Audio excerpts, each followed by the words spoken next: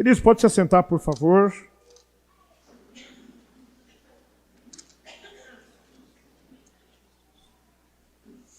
É uma alegria estar com você aqui nesta manhã, podermos adorar nosso Deus. É que gostoso poder cantar louvores ao nosso Rei, exaltar o Deus da nossa existência, da nossa vida,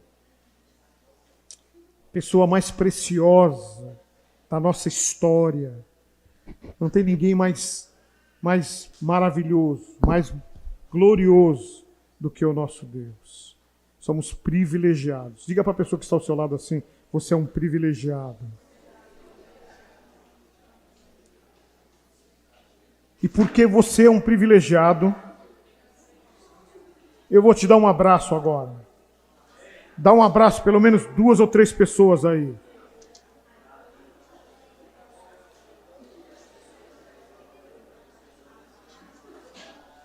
Quando você abraça o seu irmão, você está abraçando o Espírito do Senhor, Jesus na vida dele, na vida dela.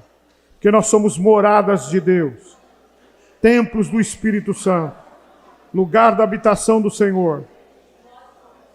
Então dá um abraço no templo do Senhor.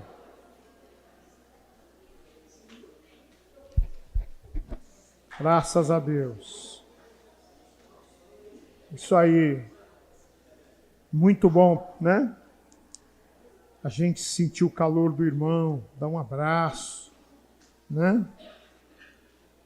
É muito importante isso, né? As crianças já estão subindo para a aulinha deles, onde serão ministrados de acordo com a idade deles. E nós estamos aqui para ouvir a palavra de Deus. O tema desta manhã é guarda-chuva da fé. Guarda-chuva da fé. Está lá já? Guarda-chuva da fé. Né? Olha aí, o guarda-chuva aí. Guarda-chuva da fé. Por que guarda-chuva da fé, né? É para a gente usar guarda-chuva como uma ilustração aqui nesta manhã, né?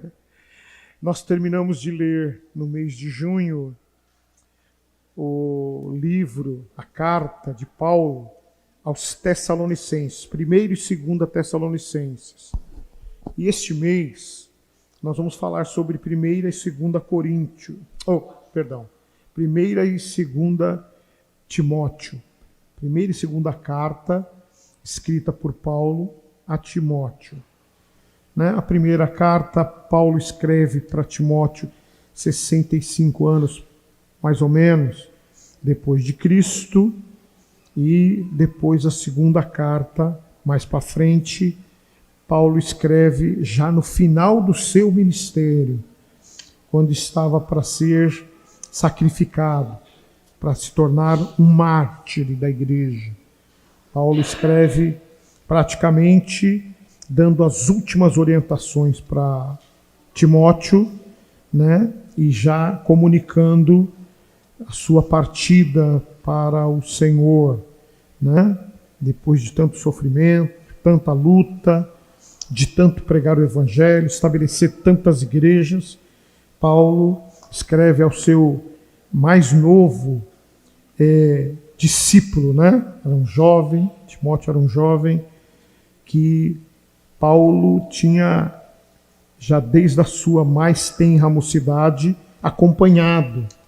Então Paulo, na primeira carta, quando você lê a primeira carta de Paulo ao Timóteo, Paulo está dando as instruções básicas de como Timóteo deveria agir para que a igreja fosse edificada, para que ele tivesse um ministério bem-sucedido, para que ele fosse realmente um representante do reino de Deus, com qualidade, né? Que ele fosse realmente luz, que ele fosse realmente uma coluna da igreja daquela época, né? Então Paulo dá muitas orientações para Timóteo.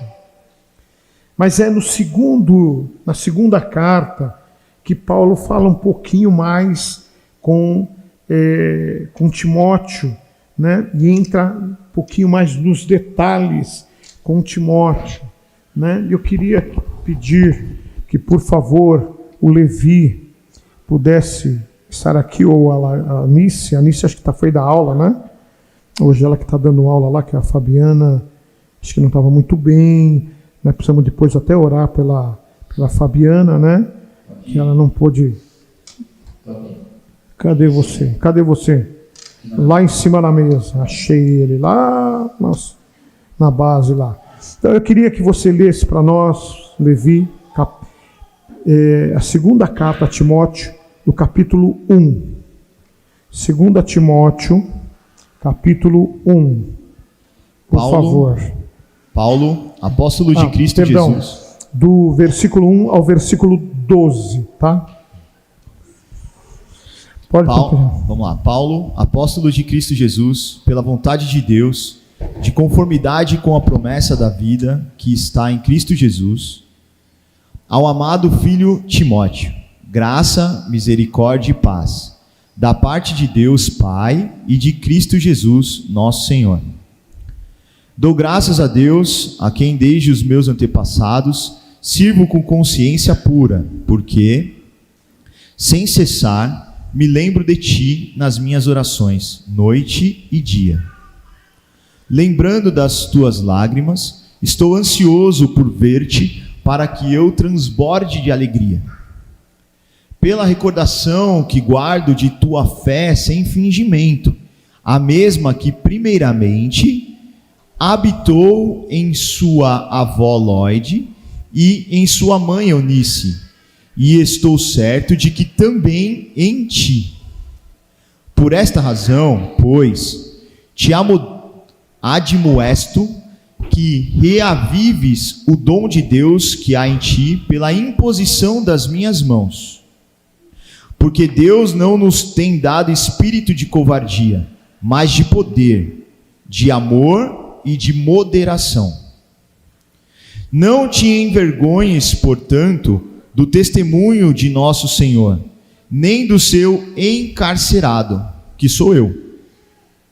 Pelo contrário, participa comigo dos sofrimentos, a favor do Evangelho, segundo o poder de Deus, que nos salvou e nos chamou com santa vocação, não segundo as nossas obras, mas conforme a sua própria determinação e graça, que nos foi dada em Cristo Jesus, antes dos tempos eternos, e manifestada agora pelo aparecimento de nosso Salvador Cristo Jesus, o qual não só destruiu a morte, como trouxe à luz a vida e a imortalidade mediante o Evangelho, para a qual foi designado pregador, apóstolo e mestre. E por isso estou sofrendo essas coisas. Todavia, não me envergonho, porque sei em quem tenho crido e estou certo de que Ele é poderoso para guardar o meu depósito até aquele dia.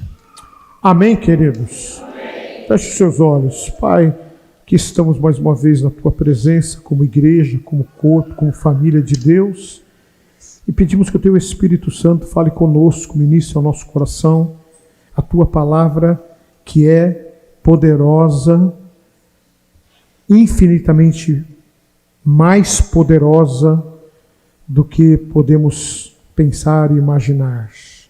E a Tua palavra é poderosa para fazer infinitamente mais. Então manifesta a Tua glória nesta manhã, fala com cada um de nós, segundo a nossa necessidade, segundo os nossos problemas, para trazer cura, libertação, restauração a cada um dos Teus filhos nesta manhã, em nome de Jesus. Diga assim: eu recebo a bênção do Senhor no meu coração nesta manhã, em nome de Jesus. Queridos, quando você lê 2 Timóteo capítulo 1, a gente vê Paulo falando com Timóteo, dizendo assim: olha, a fé que habitou anteriormente na sua avó Lóide, na sua mãe Eunice e que estou bem certo que agora habita em você. Paulo está mostrando uma cadeia de autoridade.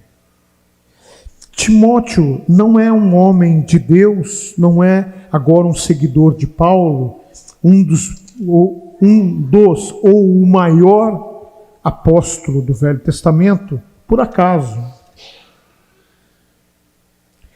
Paulo não se apegou a Timóteo da forma como ele se apegou por acaso. É que vem ali na família de Timóteo uma família de homens e mulheres comprometidos com a palavra de Deus. Na sequência que ele cita ali, ele está citando duas mulheres, a avó e a mãe. Numa sequência, a avó ensinou para a mãe e a mãe ensinou para ele. São praticamente 3 gerações, da avó, da mãe e do filho. Como isto é importante na igreja, queridos. Como isto é importante no reino de Deus. Nós não fomos chamados para estar na igreja apenas por alguns momentos, ou numa fase da nossa vida, ou só quando nos interessa por algum motivo. Mas a Bíblia está mostrando aqui que um jovem bem-sucedido, ele vem como terceira geração de fé, de confiança em Deus, de andar com Deus, de levar Deus a sério. Se eu e você quisermos ver a glória de Deus na nossa casa, na nossa família, nós temos que fazer a mesma coisa. Sabe, eu vim de uma família que a minha mãe se converteu quando eu era criança. Eu é que me desviei. Com 13 anos fui para as drogas, fui para a bebida, para o cigarro, para a prostituição. Eu que fiz tudo errado.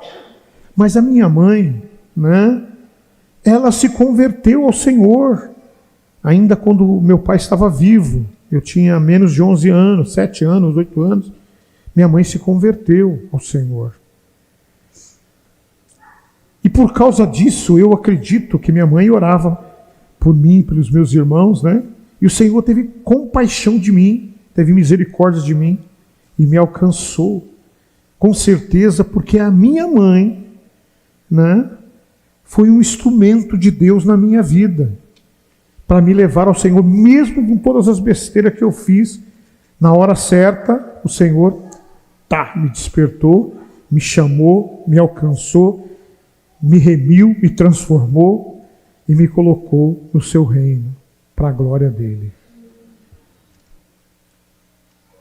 Sabe, queridos, eu a partir daí, como fiquei muitos anos longe do Senhor, e praticamente cresci fora da igreja, porque com 13 anos eu já fui para fora, então cresci praticamente fora da igreja, só fazendo besteira, fazendo coisa errada. Quando eu voltei aos 23 anos e me converti de novo, voltei para o Senhor, eu comecei a aprender na igreja, assim como eu e você aqui hoje de manhã, sentando todo domingo na casa de Deus, nos encontros de jovens, que eu comecei a participar do encontro de jovens, nos ministérios que eu fazia parte, comecei a aprender os valores e princípios que eu desconhecia, que eu não quis ouvir na fase que eu deveria ter ouvido. E aí aconteceu algo muito interessante, porque eu comecei a receber valores na igreja do Senhor, princípios na igreja do Senhor, que começaram a nortear a minha vida. Eu levei a sério essa questão de receber a palavra de Deus e praticar e andar na luz, na verdade de Deus, Comecei a levar a sério isso de verdade, E me envolvi com a liderança de jovens e fui caminhando, Depois eu tive meus filhos, Levi, a Larissa, Meu filho e a Larissa, eu já conduzi eles num caminho diferente. Eu cuidei para que eles não se afastassem do nosso Deus, ensinando a palavra, conforme está na palavra. Porque quando nós usamos a palavra de Deus para ensinar a palavra de Deus, nós, na verdade, estamos obedecendo o Deus Criador, o Deus da palavra, e Ele honra a sua palavra. Então eu vi que meus filhos passaram a obedecer a palavra de Deus e a caminhar com Deus por causa da palavra de Deus que estava sendo ensinada para eles. Porque eu comecei a passar isso para eles, né? Eles iam comigo para a igreja, né? Eles me viam orando, eles me viam, né, ministrando na mesa, na célula, né? Eu tinha célula em casa, eles aprenderam, né, valores e princípios na própria célula que nós tínhamos em casa, né? No ministério que eu fazia parte, que eles estavam sempre junto comigo, e eles foram aprendendo a palavra de Deus junto comigo, e eu procurando praticar tudo aquilo que estava aprendendo, praticar na minha vida, na vida da minha esposa, na vida deles, né? Todo mundo levando a palavra de Deus a sério dentro da minha casa, e começando comigo.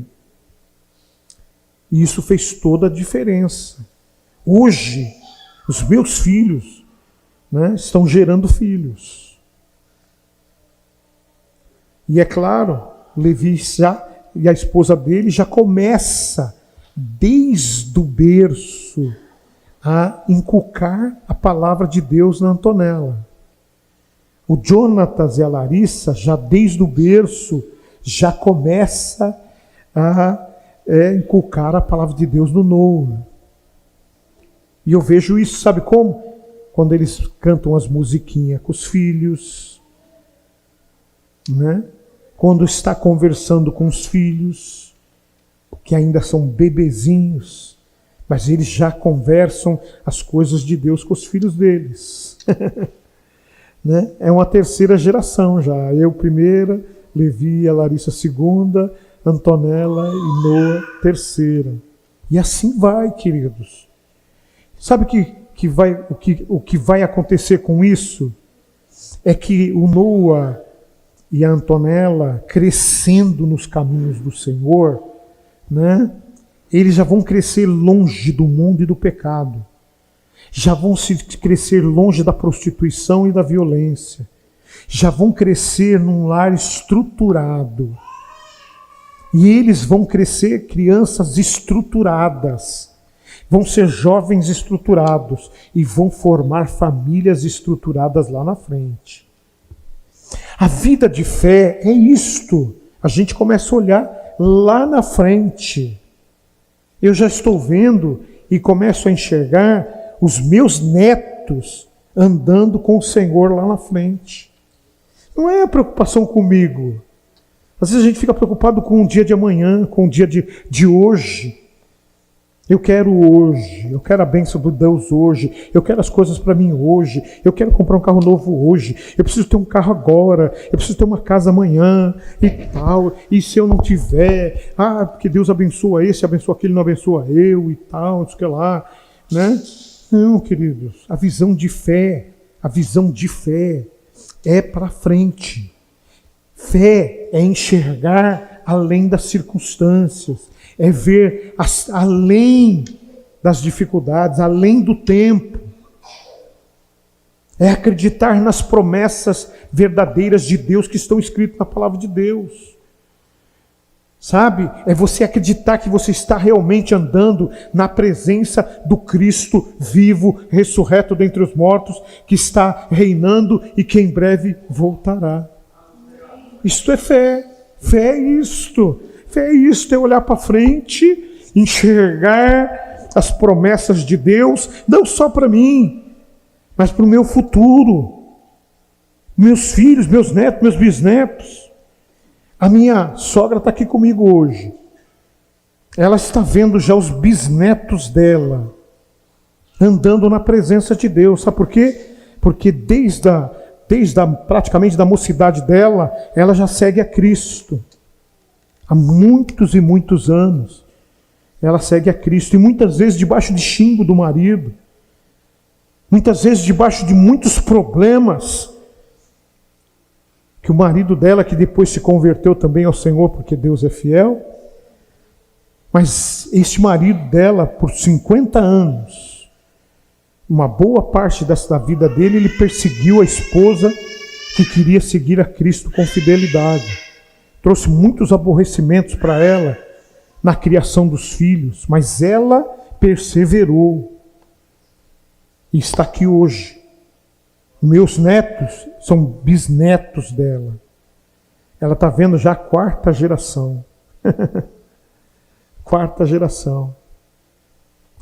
Isto é resultado da fé que ela tem no Senhor. Amém ou não, queridos? Então, para falar sobre este assunto, né, que já está se desenrolando aqui, eu queria usar o guarda-chuva como exemplo. O guarda-chuva é interessante, né? O guarda-chuva é interessante, é um bom referencial.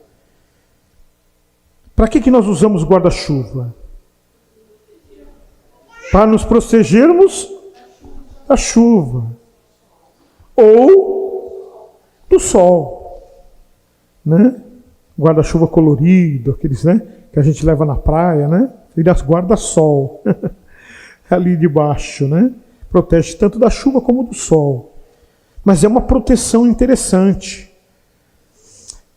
Só a capa do guarda-chuva resolveria a proteção do sol ou da chuva? Não, por quê? Porque ele caía que nem um manto, né? Você poderia até usar como capa, né? Faz um buraco no meio, encaixa aqui, ele cai todinho aqui, né? E pelo menos os braços e a barriga não molha. O resto molha tudo, mas, né? Cabeça, rosto, desce água por dentro da blusa e tal, né? Mas os braços e a barriga não molharia. Então, para que esse guarda-chuva tenha utilidade, ele precisa de algumas coisinhas básicas, né? Precisa primeiro de um cabo, precisa de uma estrutura, uma base. Para você montar um guarda-chuva, você precisa de uma base, uma estrutura. O que é uma estrutura? Né? Uma coluna. Quando você olha o cabo do guarda-chuva, ele é a coluna do guarda-chuva, ele é a base. Ali vai preso ali as barbatanas. Né? Aquelas barbatanas, que são? São a estrutura. Monta, né? Em cima da base, as barbatanas se tornam a estrutura do guarda-chuva. Né? E por último, vem o tecido, a capa, que é colocada em cima das barbatanas e presas, né, com os pontinhos de linha em cada barbatana, prende na capa, né? E aí as barbatanas têm aquele movimento de abrir, de fechar e abrir, fechar e abrir. Então quando ela abre, o tecido estica e vira uma proteção, né? E para você poder andar com esse guarda-chuva, o cabo, a estrutura básica, né, que você leva ele para qualquer lugar e ali, né, tá chovendo mais aqui, você põe mais para cá, põe mais para cá, põe mais para trás, põe mais para frente, né, para você não se molhar. Queria dizer para você, queridos, que o discipulado é semelhante a um guarda-chuva. É uma proteção de fé. Todo cristão precisa ter um guarda-chuva, precisa ter uma proteção de fé. Vou usar mais um exemplo aqui para ajudar. Paulo, quando ele escreve a carta aos Efésios, no capítulo 6, no versículo 16 ao 18, pode ler para nós, por favor, Levi? Efésios 6, do 16 ao 18, é isso mesmo, né? 16 ao 18, por favor. Embraçando sempre o escudo da fé, com o qual podereis apagar todos os dados inflamados do maligno. Tomai também o capacete da salvação e a espada do Espírito, que é a palavra de Deus. Com toda oração e súplica, orando em todo tempo no Espírito, e para isto vigiando com toda a perseverança e súplica por todos os santos. Amém. Então, queridos, está aí, né? O escudo da fé. Qual o objetivo do escudo? Proteção, né? É proteção para você não ser agredido, para você não ser atacado. Paulo chama de escudo da fé. Então é proteção que você obtém através da fé, no ato de crer no Senhor Jesus Cristo e em sua palavra. Crer nas promessas de Deus.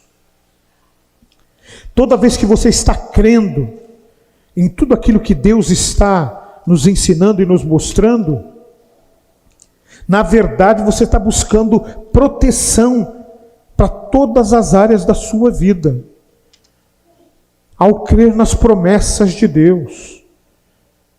Porque Deus, queridos, Ele tem promessa para cada um de nós, e que a gente pode chamar de rema, uma palavra específica de Deus para nossa vida, para nossa casa, para nossa família, para nossa história. Então a fé, queridos, é muito importante na vida do cristão. E para que seja completa, a vida cristã seja completa, firmada na fé, é preciso de uma estrutura. Às vezes a gente acha assim, mas eu não preciso de ninguém. Eu vou na igreja, canto, dou minha oferta, vou embora, trabalho, cuido da minha vida, não quero saber de ninguém. Errado. Deus estabeleceu a igreja como corpo de Cristo, como família de Deus na terra, porque Ele sabia que nós não podemos viver sozinhos. Quando Deus criou o homem sozinho. Mas qual foi a preocupação de Deus em determinado momento? Não é bom que o homem viva só, ande só. Vamos fazer para ele uma ajudadora, uma companheira, uma amiga, uma auxiliar que lhe seja idônea.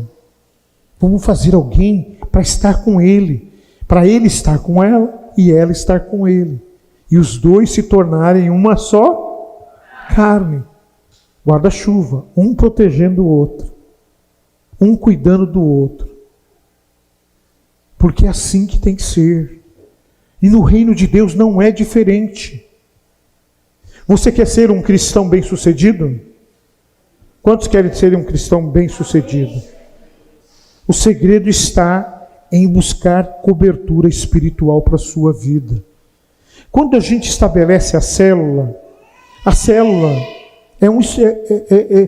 você pode ver que ela tem até o formato de guarda-chuva. Né? Ela é redonda. É uma reunião redonda. Para quê? Para ali a gente estar compartilhando a palavra de Deus, trocando experiências, brincando algumas vezes, né? E um abençoando a vida do outro.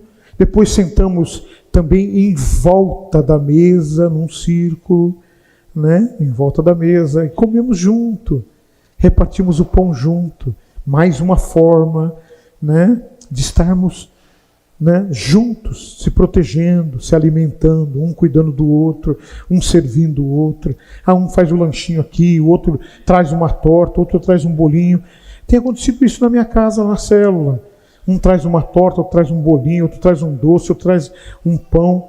E aí a gente, né, prepara lá uns lanchinhos e tal, e aí um serve o outro. Olha, você comeu desse bolo? Nossa, isso aqui está muito bom. Você comeu esse lanche? Olha que lanche maravilhoso, isso aqui foi a irmã que fez, olha, é muito bom e tal.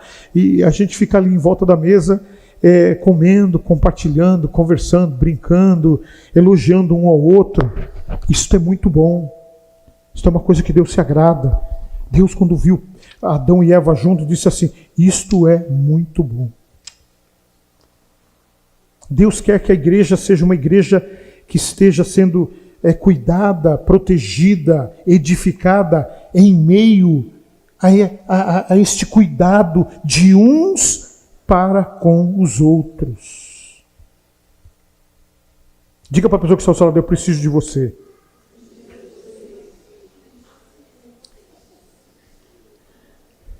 Nós não podemos andar sozinhos. Querido, pode fazer o teste que você quiser, pode fazer a pesquisa que você quiser. Nenhum crente que ande sozinho está bem espiritualmente. Todo crente que teima em andar sozinho, fazer as coisas sozinho, em se resolver sozinho, normalmente acaba se desviando, abandonando a fé, né? Fica muitas vezes da igreja cheio de problemas, cheio de situações difíceis dentro da sua própria casa. Complica tudo. Por quê? Porque está tentando andar sozinho. Não ande sozinho. Diga para a pessoa que está ao seu lado: não ande sozinho. Não ande sozinho. Sabe por que é bom andar juntos, queridos? Lá em Amós, o profeta diz assim, né?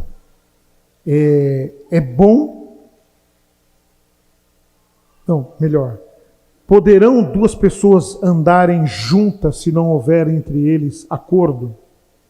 O que a moça está dizendo?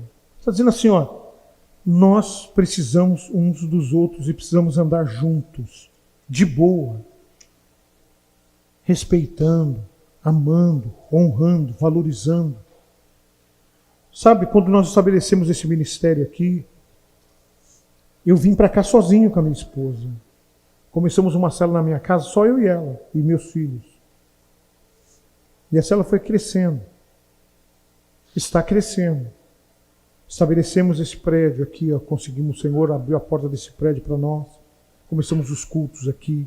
Não tem sido fácil, ano após ano. Tem sido muito difícil. Mas sabe por que tem sido difícil? Tem sido difícil porque a gente quer reunir famílias, quer reunir homens e mulheres, jovens, crianças, para serem ensinados do Senhor. Para passar para eles o que temos aprendido ao longo da nossa vida. Ensinamentos da palavra de Deus. Para que eles acertem, para que não errem o caminho, para que andem na presença de Deus, numa vida de conquistas e vitórias. É para isso que nós estabelecemos esse ministério. E hoje já temos pastores que nos ajudam neste ministério, né? Como o pastor Levi, a pastora Larissa, pastor Jonathan, pastora Viviane, pastor Carlos, pastor Adriano, pastor Alex. Pastores que Deus levantou para, junto conosco, formarmos uma equipe e estarmos aqui edificando a vida de cada um de vocês neste lugar. Nós queremos que vocês cresçam, que vocês se tornem uma geração de vencedores, uma geração de pessoas bem-sucedidas, que tenham filhos e netos bem-sucedidos. Ou seja, nós queremos que você tenha uma vida vitoriosa, emocional, sentimental, material, financeiro, né? E espiritual. Bem-sucedido. Nosso objetivo aqui dos pastores é que nós tenhamos um lugar, uma igreja local, aonde tenham uma família de homens e mulheres, moços e moças, bem-sucedidos para a glória de Deus. Mas para isto, queridos, não basta só nós aqui em cima estar aqui trazendo a palavra toda semana. Não basta a gente preparar todo o prédio para receber vocês, músicos sendo capacitados, né, bem preparados para ministrar a música para você. Não basta. É preciso que você esteja comprometido junto com cada um de nós. Você precisa estar envolvido e tem que partir de cada um de nós. Sabe, queridos, eu fui buscar cobertura espiritual lá na Zona Sul de São Paulo. Quando eu vim para cá, como eu disse, estava eu e minha esposa e meus filhos. Começamos o ministério aqui, eu pensei comigo e falei com a minha esposa e com meus filhos, não podemos ficar sozinhos. Sozinho a gente não vai conseguir. Comecei a buscar em oração e pedir a Deus que nos desse cobertura espiritual. Sabe onde eu fui buscar cobertura espiritual? Do outro lado de São Paulo, na Zona Sul. Então, o pastor e a pastora lá, que são apóstolos, que eu e a minha esposa e meus filhos já entramos debaixo da cobertura espiritual deles em 2013. E quer saber? A gente não larga mais. Nós estamos junto com eles. São nossos pais espirituais. Sabe por que a gente não larga mais? Porque a gente não... Ele está lá, tem muitas preocupações com as coisas do ministério dele lá. Mas eu estou indo atrás. Todo ano eu trago ele aqui para ministrar aqui na igreja. Para os casais, para a igreja. Uma vez por mês eu sento com ele para a gente conversar. É um momento de prestar contas, de falar para ele o que está acontecendo, como que a gente está vivendo aqui entre vocês.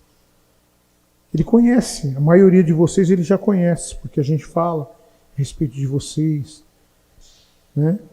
Das vidas preciosas que nós temos perto de nós aqui. Então ele já ama, já, né, sabe de vocês e ama vocês, porque a gente passa isso para ele.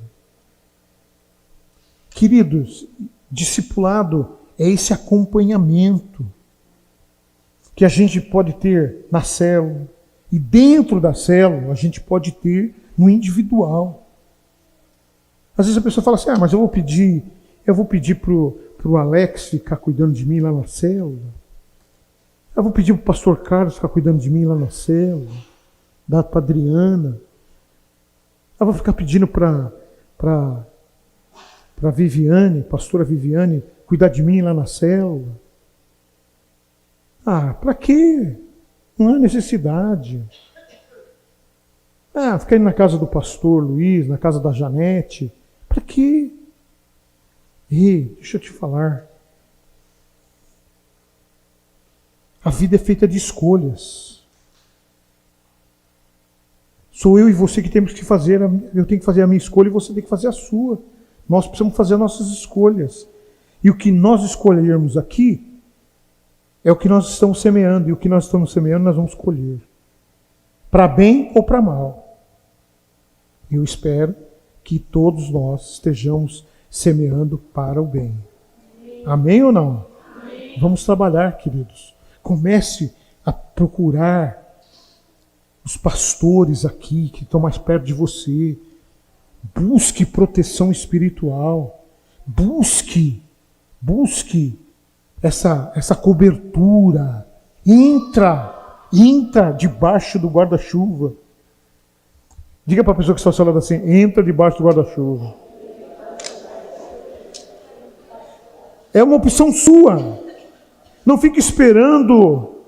Não fique esperando alguém te procurar para fazer alguma coisa por você. Se você não procurar, você vai ficar sem. Nós vivemos numa cidade agitada. Nosso dia a dia é correria. Se você quer uma cobertura espiritual, você tem que buscar, você tem que procurar, você tem que se adaptar. Eu com o meu pastor lá da Zona Sul, lá, a gente se vira. Ora era por telefone, ora é por vídeo, ora é pessoalmente. Mas a gente sempre eu estou sempre procurando um espaço. Ele fala que não dá, a gente marca no outro dia.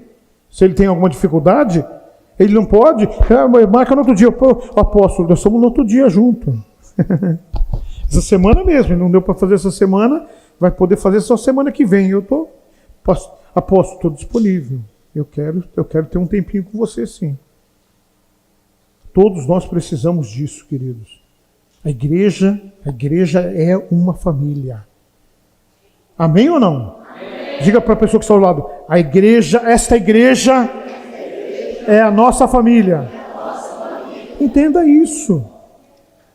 E aqui, como família, tem os mais velhos, tem os mais moços, tem as moças, tem as senhoras.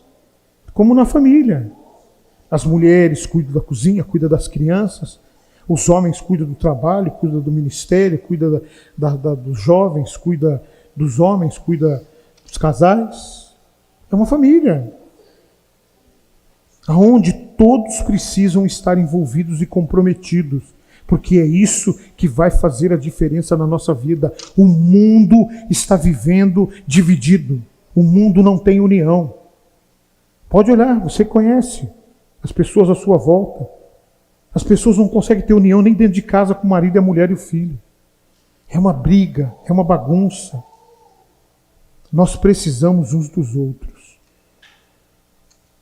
Nós precisamos da família, do corpo de Cristo, para estarmos nos ajudando mutuamente. Amém ou não, queridos? Quantos entenderam a questão do guarda-chuva aqui? Do escudo da fé? Então, queridos, como nós explicamos, né? É toda uma estrutura. E você precisa dar graças a Deus, porque você está debaixo de uma estrutura, cuja capa, cuja cobertura é o Senhor. Não é homens. Ah, mas a minha cobertura vai ser o Carlos, vai ser a Adriana, vai ser o Alex, vai ser o Levi. Não. A minha cobertura vai ser Deus. A minha cobertura vai ser Jesus. A minha cobertura vai ser o Espírito Santo de Deus. Mas eu vou estar debaixo desta hierarquia espiritual, que é muito importante, queridos, que é muito importante.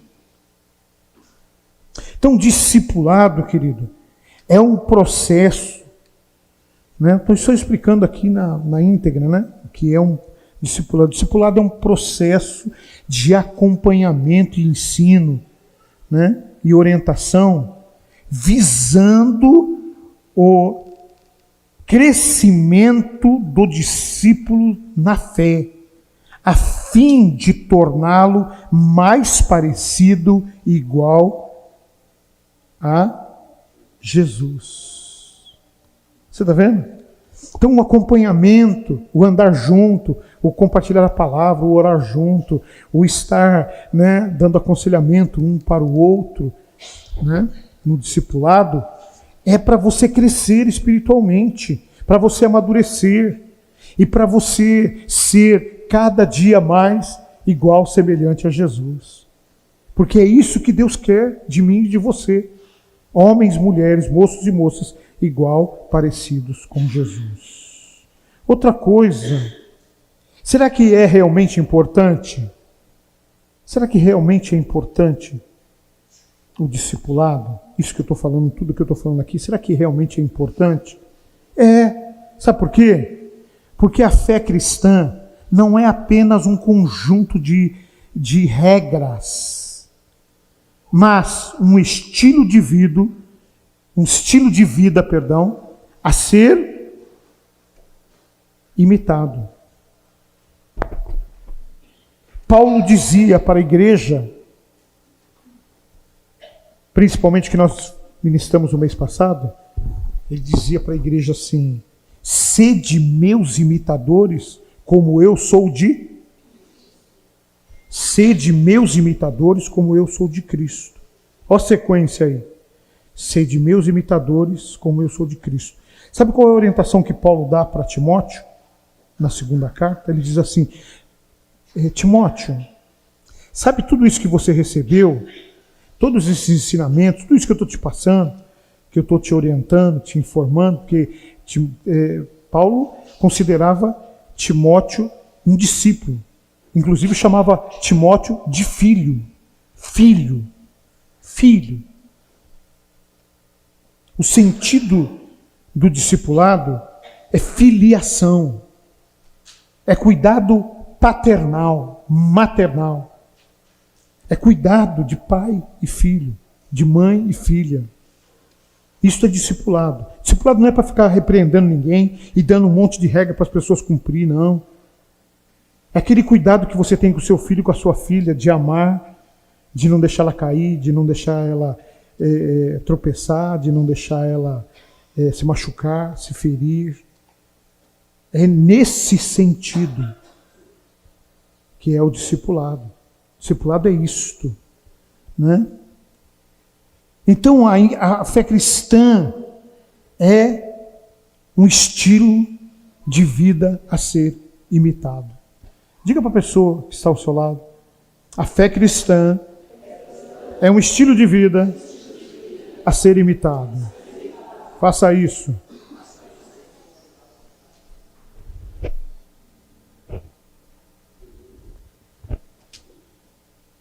E como que isso vai acontecer na prática?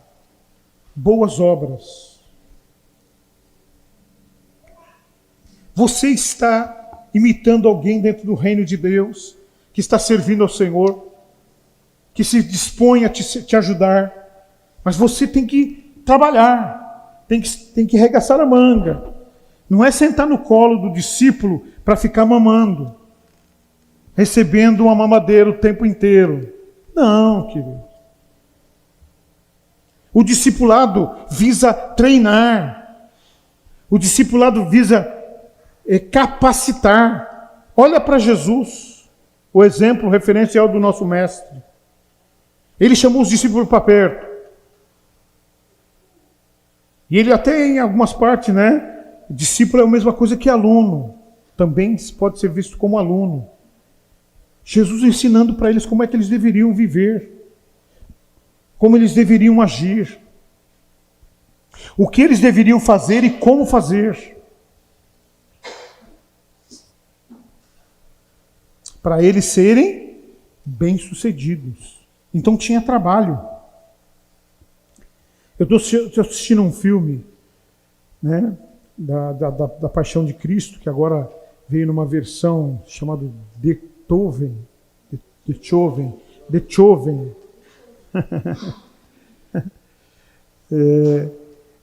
E nesse filme, né, essa série, é interessante porque mostra como Jesus punha eles para trabalhar em diversas situações, treinando eles para dar ensinamento para eles, para mostrar para eles como teria que ser a vida cristã na prática.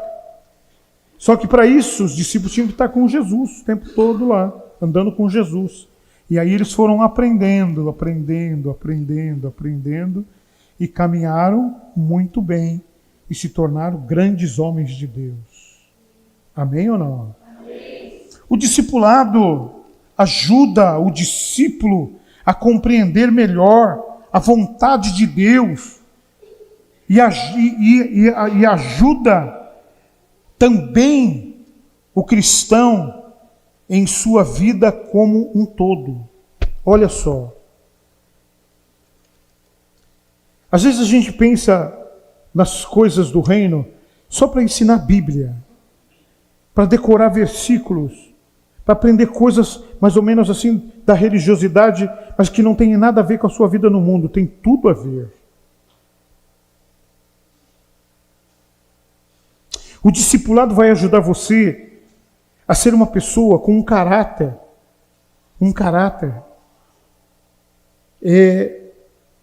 ilibado.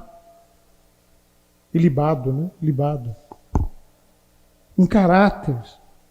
Vai se tornar você uma pessoa mais educada, mais gentil. Vai se tornar você uma pessoa mais comunicativa. Isso vai refletir dentro da sua casa, vai refletir no seu trabalho. Eu sei de pessoas aqui que estão se dando bem na vida profissional porque se tornou uma pessoa comunicativa, que sabe lidar com as pessoas, lidar com homens, mulheres, moços, moças, idosos, aprendeu a lidar com o ser humano. E isto não tem sido bom somente para a vida espiritual dele e dela, mas também da vida profissional dele e dela. Olha só, o que você aprende na casa de Deus. Tem pessoas aqui que aprendeu até a vida profissional aqui na casa de Deus. Para se desenvolver, para desenvolver a vida profissional, começou aqui na igreja. É bom ou não é? É muito importante.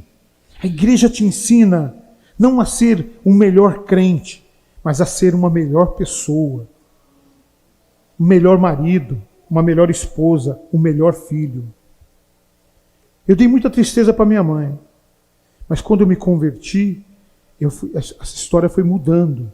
Eu era o braço direito dela com tudo que ela precisava fazer. Eu estava sempre perto dela, ajudando ela. E eu era, a princípio, um mau elemento dentro de casa. E à medida que eu vou aprendendo a palavra de Deus, que eu vou me submetendo e recebendo os ensinamentos, eu estou me tornando um pai melhor, um marido melhor, um avô melhor. E você pode melhorar muito na sua vida e ser um referencial. Por isso que Jesus dizia: vós sois o sal da terra e a luz do mundo. Sabe o que significa isso? Você se torna, sendo cuidado, sendo discipulado, sendo ensinado, você se torna um referencial para a sociedade que você está vivendo. As pessoas começam a olhar para você e tirar lição do seu estilo de vida. Começam a aprender, se achegam a você para aprender com você como ser um homem melhor, uma mulher melhor.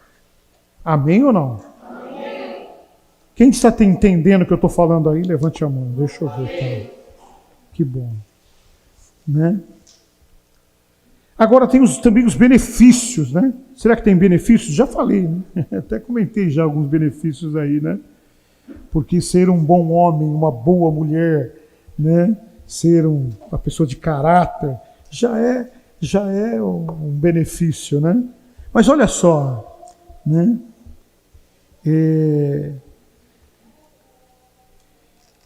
Deixa eu ver aqui.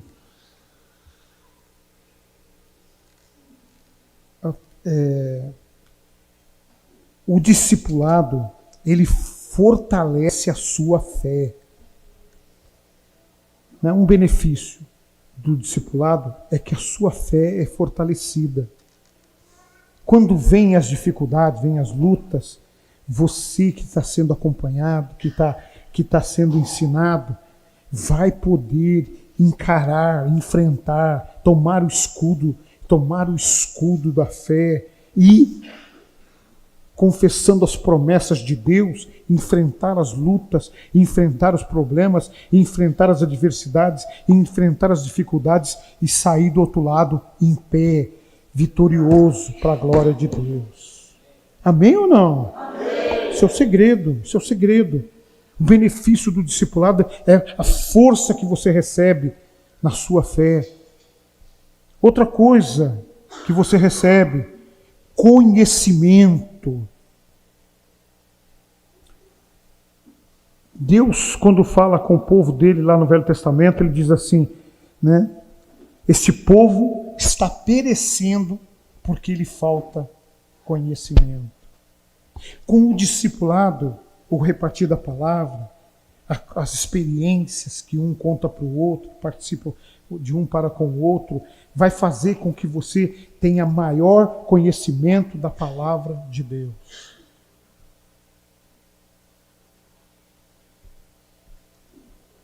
O profeta dizia assim, sigamos e prossigamos em conhecer ao Senhor.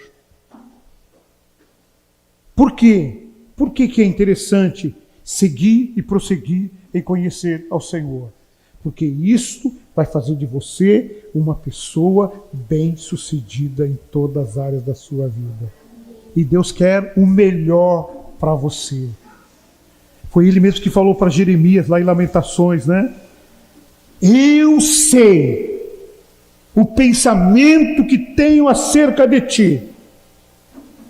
Pensamento de bem e não de mal, para lhes dar um fim que desejais. Amém ou não? Amém. É isso que Deus tem para você. Deus tem o melhor para você. Diga para a pessoa que está ao seu lado: Deus tem o melhor para você.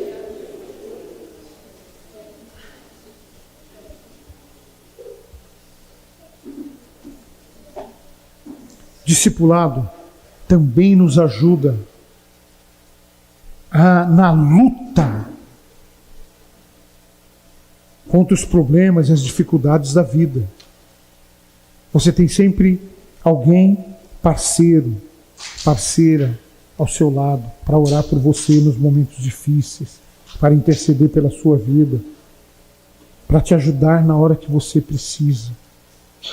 Então, o discipulado faz com que você tenha amigos de verdade perto de você. Isso é outro benefício. Ter amigos verdadeiros próximos de nós. Amém ou não, queridos? Amém. Você quer isso para a sua vida? Amém. Então fique em pé comigo.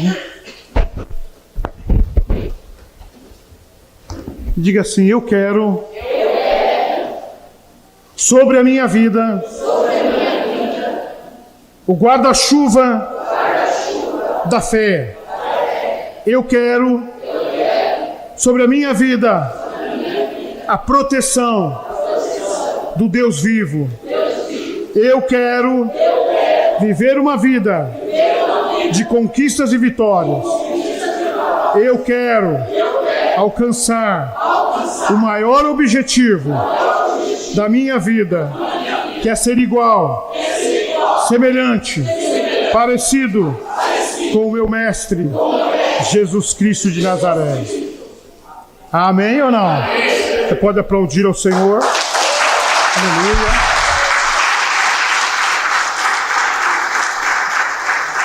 Feche seus olhos. Feche seus olhos. Vamos cantar um cântico ao Senhor. Em seguida vamos participar da ceia. Mas medite um pouquinho naquilo que você ouviu nesta manhã, sobre esta proteção importantíssima na sua vida, que você precisa. Você não pode andar sozinho. Ninguém é uma ilha. Ninguém pode andar sozinho. Quem teima em andar sozinho, vai ficar sozinho.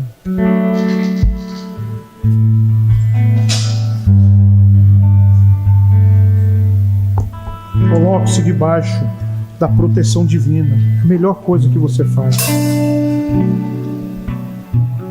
Com seus olhos fechados.